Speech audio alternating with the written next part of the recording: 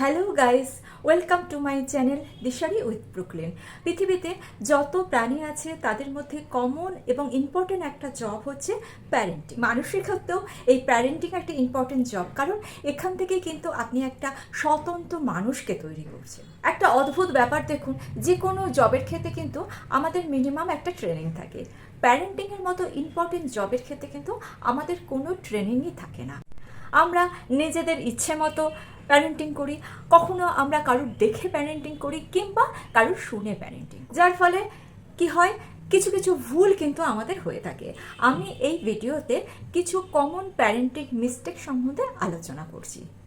আসলে কিছু common parenting mistake সম্বন্ধে আমরা যদি সচেতন হই, তাহলে কিন্তু আমরা ভবিষ্যতে সুন্দর একটা মানুষ তৈরি করতে পারবো, আমাদের সন্তানকে কিন্তু বেটার একটা লাইফ দিতে পারবো। আমরা সাধারণত যে ভুলগুলো করি, তার প্রথম পয়েন্ট, বাচ্চা মানেই কিন্তু full of curiosity, unlimited question. বাচ্চারা কোশ্চেন করবেই, আর আমরা বড়রা কি করি, বাচ্চা যখন কোশ্চেন করে তখন আমরা বলি চুপ করো না, তোমার এত প্রশ্ন কিসের, একটু চুপ করে বসতে পারো না। এই যে চুপ করে থাকার পর্বটা শুরু হয় ছোটবেলা থেকে, চলে স্কুল, তারপরে কলেজেও কিন্তু এটা চলতে থাকে। তার কাছে শেষ পর্যন্ত এই মেসেজটাই যায় যে সে কিছুই জানে না, কারণ সে প্রশ্ন করে, সে বোঝে যে আমি কিছু পারি না, কিছু জানি না, তাই আমি বেশি কথা বলি, কারণ অন্যেরা তো বেশি কথা বলছে না, তারা চুপ করে থাকে। এর ফলে পরবর্তীকালে সে যখন বড় হয়, বুঝুক আর না বুঝুক, চুপচাপ মাথা নেড়ে যায়। ফলে যখন পড়াশোনা করে তার মধ্যে এমন একটা ব্যাপার তৈরি হয়ে যায় যে সে না বুঝে কিন্তু মুখস্থ করতে শুরু করে। এর ফল কিন্তু মারাত্মক হয়। এর ফলে সে যখন বড় হয় তখন টিচারের কাছে সে প্রশ্ন করতে ভয় পায়। আপনি যখন পড়াচ্ছেন তখন সে আপনাকে প্রশ্ন করতে ভয় পায়, ভাবে যে আমি কিছু বুঝতে পারি না, তাহলে হয়তো মা বাবা আমাকে বকবে কিংবা টিচার আমাকে বকবে।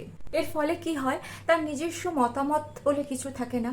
কিন্তু দেখা গেছে ফিউচারে কিন্তু তারাই এগিয়ে যেতে পারে যাদের মধ্যে প্রশ্ন করার ক্ষমতাটুকু থাকে। তাই বাচ্চারা যখন প্রশ্ন করছে তার রেসপন্স করুন। যদি সেই প্রশ্নের উত্তর আপনার না জানা থাকে, তাহলে সেক্ষেত্রে বলুন যে এর উত্তর আমি জানি না, আমি জেনে তোমাকে বলবো।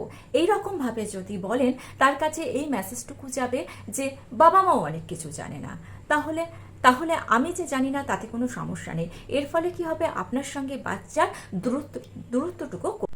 নাম্বার 2, যে সেকেন্ড ভুল আমরা প্রায়শই করে থাকি, সেটা হচ্ছে আমরা প্রায়শই বাচ্চাদের বলে থাকি লোকে কি বলবে, ভালো পড়াশোনা না করলে লোকে কি বলবে, এরকমভাবে কথা বললে লোকে কি বলবে, এরকম পোশাক পরলে লোকে কি বলবে। আবার বাচ্চা মেয়েদের ক্ষেত্রে এ যুগেও এই কথাটা বলা হয় যে বড় হয়ে শ্বশুর বাড়ি যেতে হবে, সেক্ষেত্রে লোকে তোমাকে কি বলবে।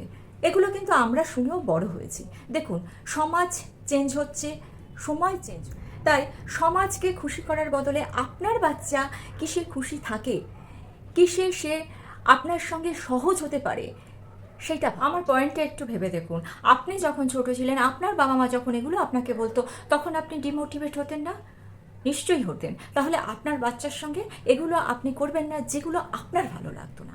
নাম্বার 3, অর্ডার দেওয়া থেকে বিরত থাকুন। আমরা প্রায়শই বাচ্চাদের বলি বেশি কথা বলবে না, আমি যেটা বলছি সেটা শোনো, আমি যা বলছি সেটাই শেষ কথা। আপনার এই নেগেটিভ আচরণের ফলে বাচ্চার মনে কিন্তু আপনার ওপর একটা রাগ রোপণ হবে, এবং সেটা ব্রাস্ট করবে কখন জানেন, যখন ও বড় হবে।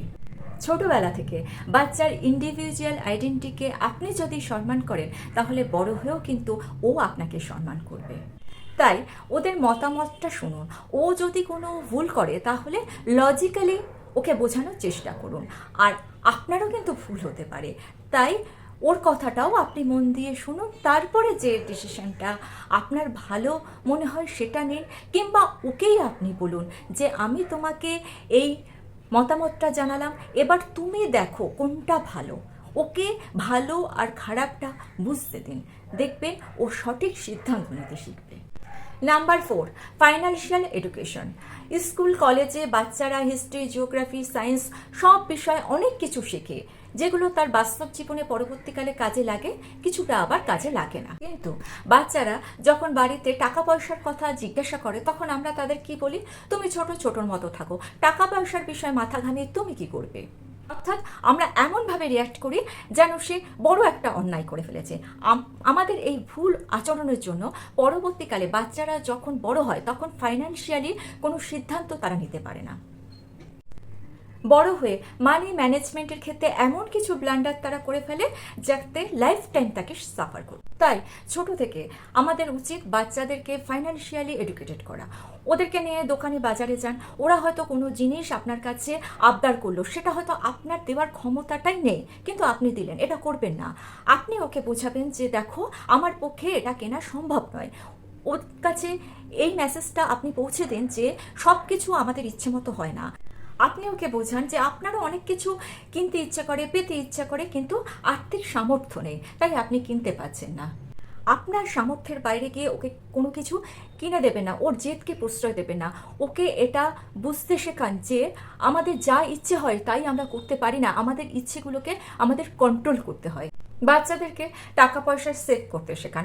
অনেক সময় আত্মীয় স্বজনরা কিন্তু গিফট হিসাবে টাকা পয়সা দেয়, আপনি নিজেও ওদেরকে কিছু টাকা ওদেরকে শেখান যে সব সময় সব কিছু খরচ করে ফেলতে হয় না, কিছু সেভ করতে হয়। তাহলে ওর মধ্যে টাকা পয়সার একটা ইম্পর্টেন্স তৈরি হবে, ওর মধ্যে জীবনের প্রতি একটা মূল্যবোধ তৈরি হবে। যদি এই সেভ করার ব্যাপারটা ওর মধ্যে আসে, কষ্ট করে যদি একটু কষ্ট করে যদি জীবনে বড় হতে পারে, দেখবেন জীবনটা অনেক সুন্দর হয়ে গেছে। টাকা পয়সা যে কতটা মূল্যবান, কতটা প্রিসিয়াস, সেটা ওকে বুঝতে দিন। তাহলে 5টা ইম্পর্টেন্ট পয়েন্ট মেনে চলুন। এই ইম্পর্টেন্ট পয়েন্টগুলো যদি মেনে চলেন, দেখবেন আপনার বাচ্চা ভবিষ্যতে সুন্দর একটা মানুষ তৈরি হচ্ছে, আপনার মনের মতো তৈরি হচ্ছে। আর ভিডিওটা ভালো লেগে থাকলে ছোট্ট করে লাইক করে দিয়ে চ্যানেলটা সাবস্ক্রাইব করে নিয়ে পাশে থাকা বেল আইকনটা প্রেস করে দিয়ে অল অপশনটা ক্লিক করে দেবেন। তাহলে যখনই নতুন কোনো ভিডিও আপলোড করব তার নোটিফিকেশন আপনাদের কাছে পৌঁছে যাবে। আর আপনাদের মনে যদি কোনো প্রশ্ন থাকে সেটাও আমাকে কমেন্টস করে জানাতে পারেন, আমি উত্তর দেওয়ার চেষ্টা করব। আজকে তাহলে এই পর্যন্ত। Tata, thanks for watching.